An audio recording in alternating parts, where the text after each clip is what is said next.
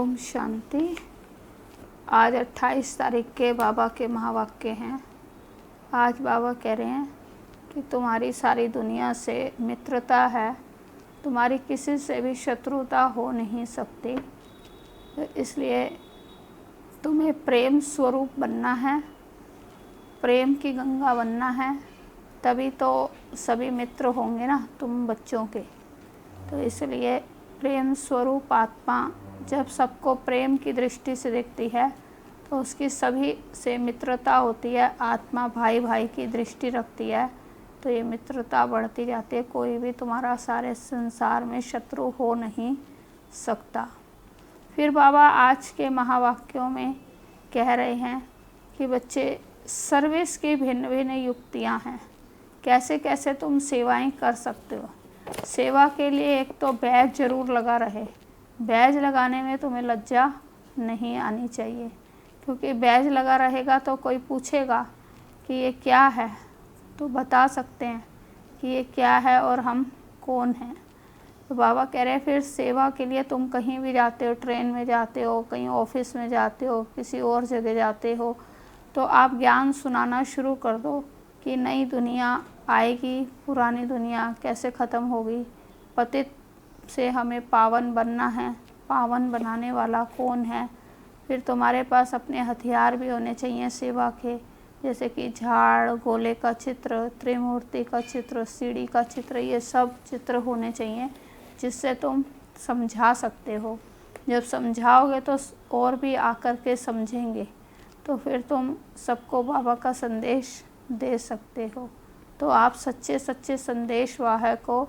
आप fire brigade और सारी दुनिया में काम की अग्नि लगी हुई है उसको बुझाने वाले हो। रूहानी मिलिट्री भी हो, तो रूहानी मिलिट्री के बैज लगा रहता है, जैसे उस मिलिट्री को भी लगा रहता है, तो तुम्हारा भी बैज लगा रहा है और तुम्हारे बैज से सेवा होती रहेगी।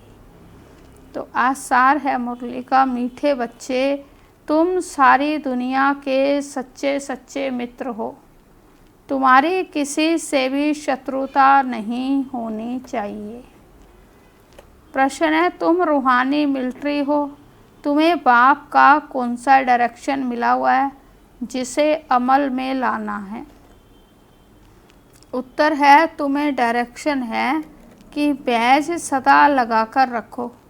कोई भी पूछे ये क्या है, तुम कौन हो, तो बोलो हम हैं सारी दुनिया से काम की अग्नि को बुझाने वाले फायर ब्रिगेड। इस समय सारी दुनिया में काम अग्नि लगी हुई है। हम सबको संदेश देते हैं, अब पवित्र बनो, दैवी गुण धारण करो तो बेड़ा पार हो जाएगा। ओम शांति। मीठे मीठे रूहानी बच्चे सहज याद में बैठे हैं। कोई कोई को डिफ़िकल्ट लगता है, बहुत मूंझते हैं। हम टाइट अथवा स्ट्रिक्ट होकर बैठे हैं। बाप कहते हैं ऐसी कोई बात नहीं है, कैसे भी बैठो, बाप को सिर्फ याद करना है, इसमें मुश्किलात की कोई बात ही नहीं। वह हठयोगी ऐसे टाइट होकर बैठते हैं, टांग टांग पर चढ़ाते हैं। यहाँ तो बाप कहते हैं आराम से बैठो, बाप को और 84 के चक्र को याद करो। यह है ही सहज याद, उठते बैठते बुद्धि में रहे। जैसे देखो ये छोटा बच्चा बाप के बाजू में बैठा है, इनको बुद्धि में माँ बाप ही याद होंगे। तुम भी बच्चे हो ना, बाप को याद करना तो बहुत सहज है। हम बाबा के बच्चे हैं, बाबा से ही वर्षा लेना है। शरीर निर्वाह अर्थग्रस्त व्यवहार में भल रहो, सिर्फ औरों की याद बुद्धि से निकाल दो। कोई हनुमान को, कोई किसको, साधु आदि को याद करते थे, वह याद छोड़ देनी है। याद तो करते हैं ना। पूजा के लिए पुजारी को मंदिर में जाना पड़ता है, इसमें कहाँ भी जाने की दरकार नहीं है। कोई भी मिले बोलो शिव बाबा का कहना है मुझ एक बाप को याद करो। शिव बाबा तो है निराकार, जरूर वह साकार में ही आकर कहते हैं मामेकम याद करो, मैं पतित पावन हूँ। यह तो राइट अक्षर है ना। बाबा कहते हैं मुझे याद करो, तुम सब पतित हो। वह पतित तमो प्रधान दुनिया है ना, इसलिए बाबा कहते हैं कोई भी देहधारी को याद नहीं करो। यह तो अच्छी बात है ना। कोई गुरु आदि की महिमा नहीं करते। बाप सिर्फ कहते हैं मुझे याद करो तो तुम्हारे पाप कट जाएंगे। यह है योग बल अथवा योग अग्नि। बेहद का बाप तो सच कहते हैं ना। गीता का भगवान निराकार है, कृष्ण की बात ही नहीं। भगवान कहते हैं सिर्फ मुझे याद करो और कोई उपाय नहीं। पावन होकर जाने से ऊंच पद पाएंगे, नहीं तो कम पद हो जाएगा। हम तुमको बाप का संदेश देते हैं, मैं संदेशी हूँ। इस समझाने में कोई तकलीफ नहीं है। माताएं अहिल्याएं कुब्जाएं भी ऊंच पद पा सकती हैं, चाहे यहाँ रहने वाले हों चाहे घर गृहस्थ में रहने वाले हों। ऐसे नहीं कि यहाँ रहने वाले जास्ती याद कर सकते हैं। बाबा कहते हैं बाहर में रहने वाले भी बहुत याद में रह सकते हैं, बहुत सर्विस कर सकते हैं। यहाँ भी बाप से रिफ़्रेश होकर फिर जाते हैं, तो अंदर में कितनी खुशी रहनी चाहिए। इस छीछी दुनिया में तो बाकी थोड़े रोज़ हैं, फिर चलेंगे कृष्णपुरी में। कृष्ण के मंदिर को भी सुख धाम कहते हैं, तो बच्चों को अपार खुशी होनी चाहिए। जबकि तुम बेहद के बाप के बने हो, तुमको ही स्वर्ग का मालिक बनाया था। तुम भी कहते हो बाबा 5000 वर्ष पहले भी हम आपसे मिले थे और फिर मिलेंगे। अब बाप को याद करने से माया पर जीत पानी है। अब इस दुख धाम में तो रहना नहीं है। तुम पढ़ते ही हो सुख धाम में जाने के लिए। सबको हिसाब किताब चुकतू कर वापस जाना है। मैं आया ही हूँ नई दुनिया की स्थापना करने। बाकी सब आत्माएं चली जाएंगी मुक्ति धाम। बाप कहते हैं मैं कालों का काल हूँ, सबको शरीर से छुड़ाए और आत्माओं को ले जाऊंगा। सब कहते भी हैं हम जल्दी जाएं, यहाँ तो रहने का नहीं है। यह तो पुरानी दुनिया पुराना शरीर है। अब बाप कहते हैं मैं सबको ले जाऊंगा, छोड़ूंगा किसको भी नहीं। तुम सबने बुलाया ही है, हे पतित पावन आओ। भल याद करते रहते हैं, परंतु अर्थ कुछ भी नहीं समझते। पतित पावन की कितनी धुन लगाते हैं, फिर कहते हैं रघुपति राघव राजा राम। अब शिव बाबा तो राजा बनते नहीं, राजाई करते नहीं। उनको राजा राम कहना रोंग हो गया। माला जब सिमरते हैं तो राम राम कहते हैं, उसमें भगवान की याद आती है। भगवान तो है ही शिव। मनुष्यों के नाम बहुत रख दिए हैं। कृष्ण को भी श्याम सुंदर, वैकुंठ नाथ, माखन चोर आदि आदि बहुत नाम देते हैं। तुम अभी कृष्ण को मक्खन चोर कहेंगे? बिल्कुल भी नहीं। तुम अभी समझते हो भगवान तो एक निराकार है। कोई भी देहधारी को भगवान नहीं कह सकते। ब्रह्मा विष्णु शंकर को भी नहीं कह सकते, तो फिर मनुष्य अपने को भगवान कैसे कह सकते हैं? वैजयंती माला सिर्फ 108 की गाई जाती है। शिव बाबा ने स्वर्ग स्थापन किया, उनके ये मालिक हैं, तो ज़रूर उससे पहले उन्होंने यह पुरुषार्थ किया होगा। उसको कहा जाता है कलयुग का अंत और सतयुग आदि का संगम युग। यह है कल्प का संगम युग। मनुष्यों ने फिर युगे युगे कह दिया है। अवतार नाम भी भूल फिर उनको ठिक्कर भीतर कण कण में कह दिया है। यह भी है ड्रामा। जो बात पास्ट हो जाती है उसको कहा जाता है ड्रामा। कोई से झगड़ा आदि हुआ, पास हुआ, उनका चिंतन नहीं करना। अच्छा, कोई ने कम जास्ती बोला, तुम उनको भूल जाओ। कल्प पहले भी ऐसे बोला था। याद रहने से फिर बिगड़ते रहेंगे। बाबा कह रहे कोई कम ज़्यादा भी बोलता है तो उसको भी तुम भूल जाओ और ये सोचे ये भी कल पहले बोला था। तो तुम किसी के भी अवगुणों को नहीं देखो और ना ही वर्णन करो। तुम बच्चों को सर्विस तो करनी है। सर्विस में कोई विघन नहीं पड़ना चाहिए। सर्विस में कमजोरी नहीं दिखानी चाहिए। शिव बाबा की सर्विस है ना, उनमें कभी जरा भी ना नहीं करना चाहिए, नहीं तो अपना पद भ्रष्ट कर देंगे। बाप के मददगार बने हो तो पूरी मदद देनी है। बाप की सर्विस करने में जरा भी धोखा नहीं देना है। पैगाम सबको पहुंचाना ही है। बाप कहते रहते हैं म्यूजियम का नाम ऐसा रखो जो मनुष्य देख अंदर घुसे और आकर समझे, क्योंकि यह नई चीज़ है ना। मनुष्य नई चीज़ देख अंदर घुसते हैं। आजकल बाहर से आते भारत का प्राचीन योग सीखने। अब प्राचीन अर्थात पुराने ते पुराना, वह तो भगवान का ही सिखाया हुआ है, जिसको 5000 वर्ष हुए।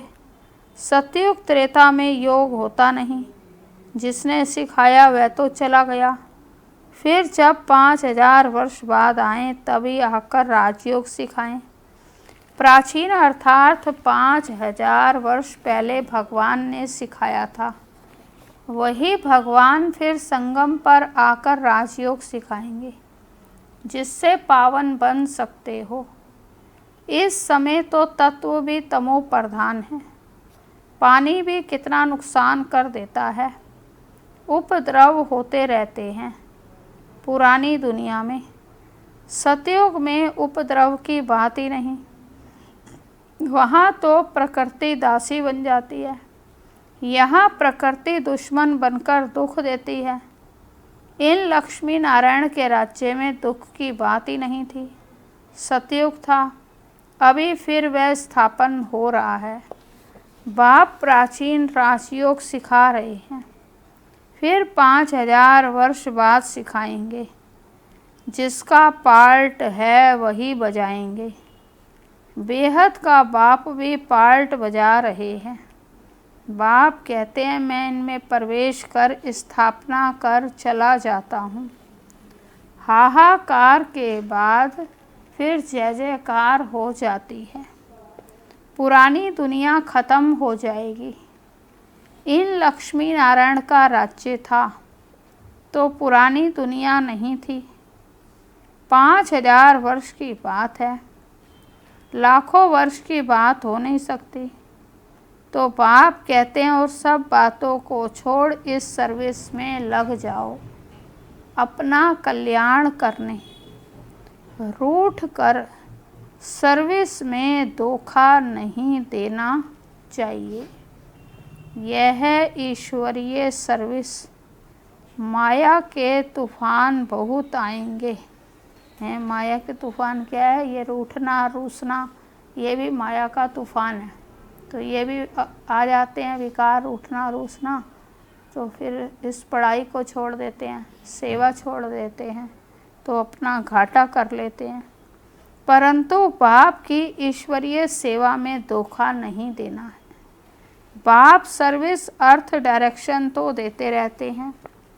मित्र संबंधी आदि जो भी आए सबके मित्र तो तुम हो। तुम ब्रह्मा कुमार कुमारियाँ तो सारी दुनिया के मित्र हो, क्योंकि तुम बाप के मददगार हो।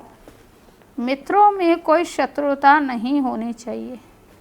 कोई भी बात निकले बोलो शिव बाबा को याद करो, बाप के श्रीमत पर लग जाना है, नहीं तो अपना नुकसान कर देंगे।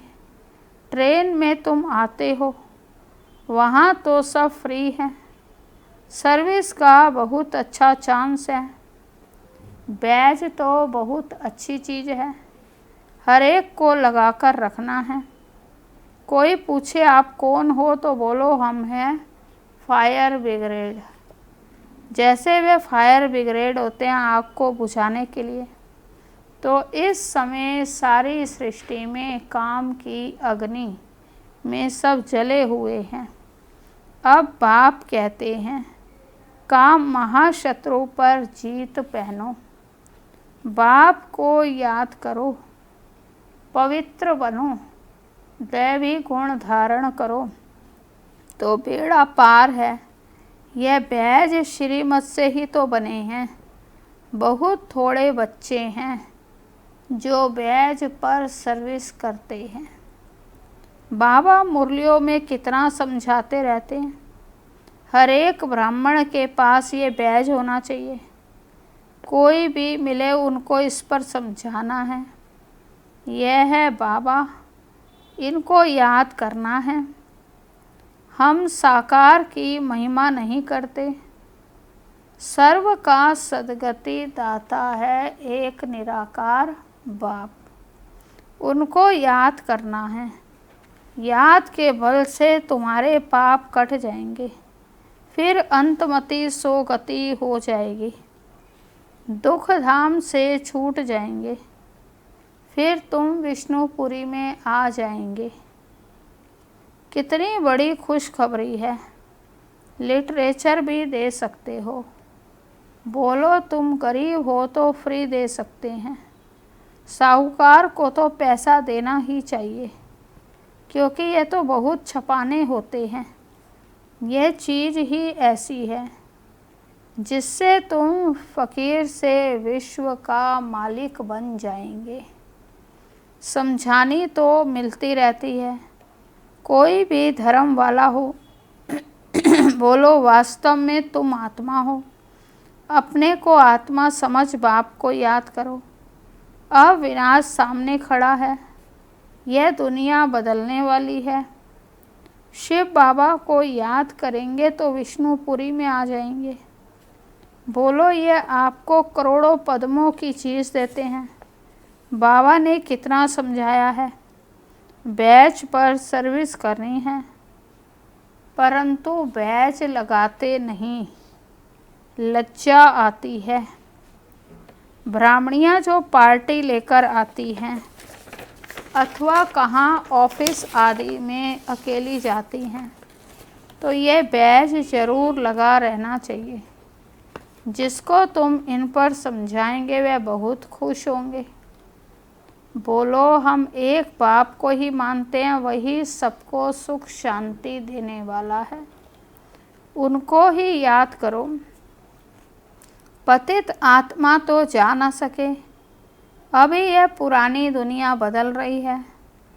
ऐसे ऐसे रास्ते में सर्विस करते आना चाहिए, तुम्हारा नाम बहुत होगा। बाबा समझते हैं, शायद लज्जा आती है जो बैज पहन सर्विस नहीं करते। एक तो बैज सीढ़ी का चित्र अथवा त्रिमूर्ति गोला झाड़ का चित्र साथ में हो। आपस में बैठ एक दो को समझाओ तो सब इकट्ठे हो जाएंगे। पूछेंगे ये क्या है, बोलो शिव बाबा इनके द्वारा ये नई दुनिया की स्थापना कर रहे हैं। अब बाप कहते हैं मुझे याद करो, पवित्र बनो। अब पवित्र तो वापस जा नहीं सकेंगे। ऐसी मीठी मीठी बातें सुनानी चाहिए तो खुशी से सब सुनेंगे, परंतु कोई की बुद्धि में बैठता नहीं है। सेंटर पर क्लास में जाते हो तो भी बैज लगा रहे। मिलिट्री वालों को यहाँ बिल्ला बैज लगा रहता है, उनको कभी लज्जा आती है क्या? तुम भी रूहानी मिलिट्री हो। बाप डायरेक्शन देते हैं, फिर अमल में क्यों नहीं लाते? बैज लगा रहे तो शिव बाबा की याद भी रहेगी। हम शिव बाबा के बच्चे हैं। दिन प्रतिदिन सेंटर भी खुलते जाएंगे, कोई ना कोई निकल आएंगे, कहेंगे फलाने शहर में आपकी ब्रांच नहीं है, बोलो कोई प्रबंध करें, मकान आदि का निमंत्रण दें तो हम आकर सर्विस कर सकते हैं। हिम्मते बच्चे, मददे बाप। बाप तो बच्चों को ही कहेंगे सेंटर खोलो, सर्विस करो। ये सब शिव बाबा की दुकान है। साकार में बाबा ने बच्चों को कितनी प्रेरणाएं दी और कितनी दुकानें खुलवा दी अपनी, और आज कितने सेंटर हो गए।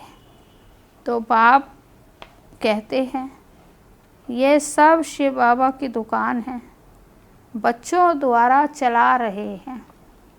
अच्छा मीठे मीठे सिकी लदे बच्चों प्रति मात पिता बाप दादा का याद प्यार और गुड मॉर्निंग। रूहानी बाप की रूहानी बच्चों को नमस्ते। हम रूहानी बच्चों की रूहानी बाप को नमस्ते। धारणा के लिए मुख्य सार है, कभी आपस में रूठ कर सर्विस में धोखा नहीं देना है, विघन रूप नहीं बनना है, अपनी कमजोरी नहीं दिखानी है, बाप का पूरा पूरा मददगार बनना है। दूसरा पॉइंट है, कभी कोई से झगड़ा आदि हुआ, पास हुआ, उनका चिंतन नहीं करना है। कोई ने कम जास्ती बोला, तुम उनको भूल जाओ। कल्प पहले भी ऐसे बोला था, वह बात फिर कभी बोलो भी नहीं। वरदान है, बीती हुई बातों को रहम दिल बन समाने वाले शुभ चिंतक भव। बीती हुई बातों को रहम दिल बन समाने वाले शुभ चिंतक भव। विस्तार है, यदि किसी की बीती हुई कमजोरी की बातें कोई सुनाए तो शुभ भावना से किनारा कर लो। व्यर्थ चिंतन या कमजोरी की बातें आपस में नहीं चलनी चाहिए। बीती हुई बातों को रहमदिल बनकर समा लो। समा कर शुभ भावना से उस आत्मा के प्रति मनसा सेवा करते रहो। भले संस्कारों के वश कोई उल्टा कहता है, करता है या सुनता है तो उसे परिवर्तन करो। 1 से 2 तक, 2 से 3 तक ऐसे व्यर्थ बातों की माला ना हो जाए। ऐसा अटेंशन रखना अर्थात शुभ चिंतक बनना। स्लोगन है, संतुष्ट मणि बनो तो प्रभु प्रिय, लोकप्रिय और स्वयं प्रिय बन जाएंगे। संतुष्ट मणि बनो तो प्रभु प्रिय, लोकप्रिय और स्वयं प्रिय बन जाएंगे। अच्छा, ओम शांति।